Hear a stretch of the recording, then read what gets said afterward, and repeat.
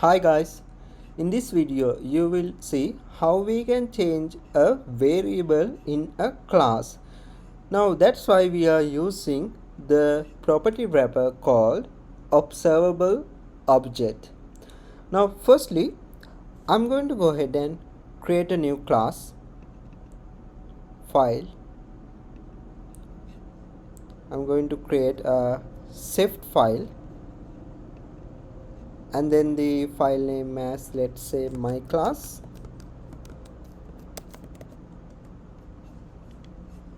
Here I will say the class name as my class colon, and this will inherit the observable object property wrapper. Now inside braces create a variable called show logo, and this will be a boolean variable, so I will set this equals to true. Now we have to mark this with the publish, so which means its changes will be notified to who those observing it. Now I'm going to open my logo. Here I'm going to say at observed object, that means we are going to observe that observable object. Here my class, here I'm going to say var my class is equals to my class and then parentheses. Okay, now inside this v stack I'm going to create if statement, and then I'm going to access my class property, which is the show logo, that is a boolean variable. Now if this is true, we can show our logo.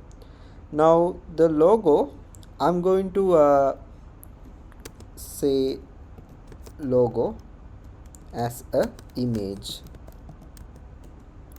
Now inside this I'm going to pass in this logo name. I have added that into my assets, which is logo, so I can pass in that variable that image name, which is logo. Okay, now let's see. Here we can see that because that variable is true. Now I'm going to add a button below of this if statement button, and then it is text as height logo. Click event inside braces I'm going to say the my class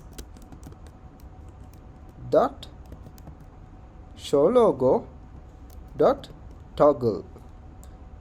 Now toggle means it will actually that variable will have the opposite value. For example, if considering about boolean values, the opposite value of true is false, the opposite value of false is true. Now we can interact with the app. You can see it is working. Now that's how to do with observed object our requirement. Okay, now that is a boolean value. I'm going to declare another variable publish var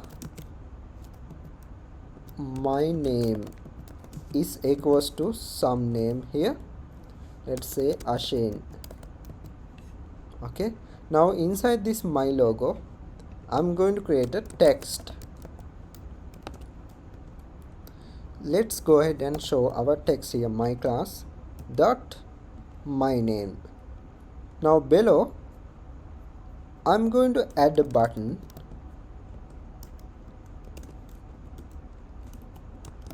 text as change name, and in the click event I'm going to change my class dot my name into some other name, for example Shankar.